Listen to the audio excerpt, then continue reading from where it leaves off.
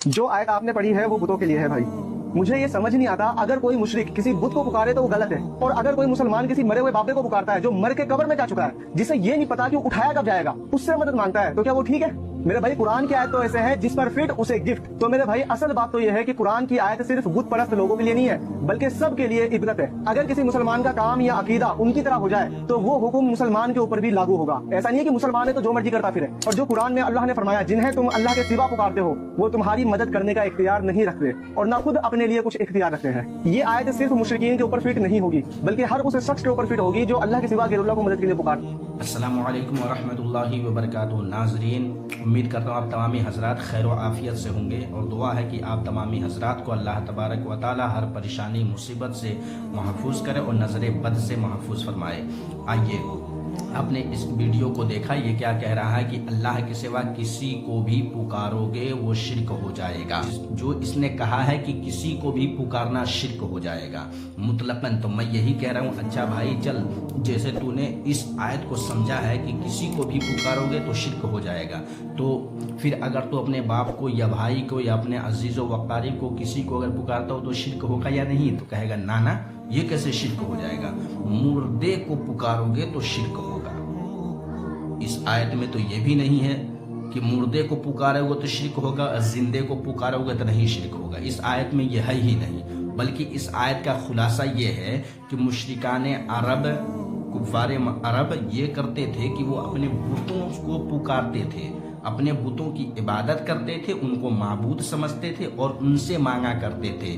उस लिए अल्लाह तबारक व तआला ने इस आयत को उतारी और कहा कि ये जिसको पुकार रहे हैं ये तो अपने आप को भी कभी समझाने ही ना, और ये भी नहीं समझते हैं कि कब ये जिंदा किए जाएंगे, ये तो मुर्दे हैं, ये तुम्हें कुछ दे नहीं सकते, ये तुम्हारी आवाज़ को नहीं सुन सकते।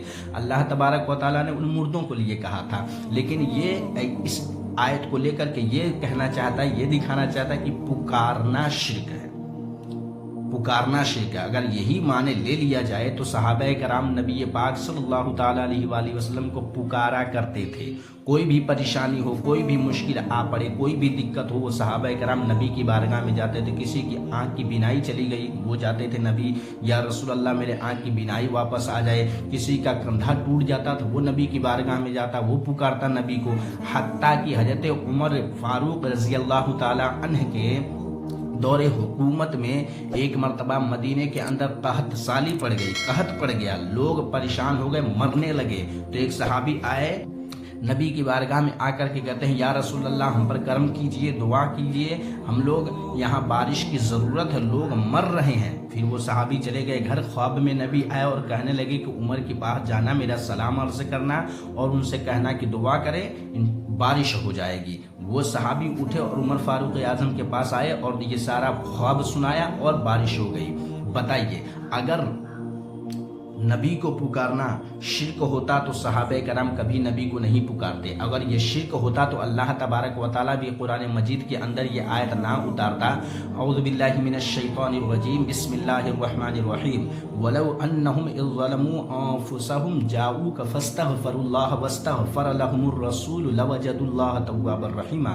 कि ऐ लोगों, जब तुम अपने जान पर जुल्म कर बैठो तो मेरे महबूब के पास जाओ और उनसे अगर दुआ की तलब करोगे, अगर वो दुआ कर दिए तो फिर तुम्हारा बेड़ा पार है, अगर वो दुआ किए तो तुम्हें अल्लाह तबारक व तआला ज़्यादा माफ़ करने वाले। अल्लाह तबारक व तआला तो खुद अपने महबूब के बारगाह में हम मुसलमानों को भेजता है कि जाओ वहाँ पर जाकर के पुकारो, वहाँ दुआ करो। अगर इस आयत को बस सहाबा कराम ही के दौर में ले लिया जाता, हमारे लिए क्या होगा? हम लोग किसको पुकारेंगे?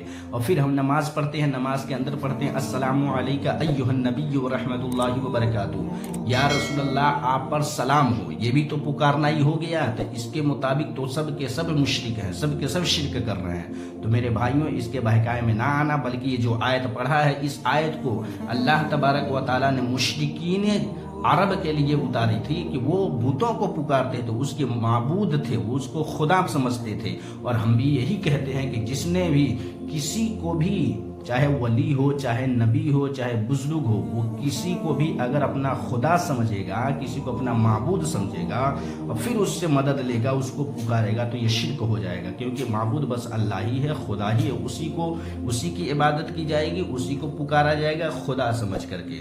تو یہ سب شرک ہی نہیں سمجھے کہ شرک کس کو کہتے ہیں, اور شرک کا توپ لے کر کے سب کے اوپر تھوکتے چلے جاتے. یا رسول اللہ کہہ دیا تم نے مشرک ہو گئے, تم نے نبی کے اوپر سلام پڑھ دیا تم مشرک ہو گئے, یا رسول اللہ یا علی مدد کہہ دیا تم مشرک ہو گئے. ان کے پاس سارے شرک کا توپ ہے.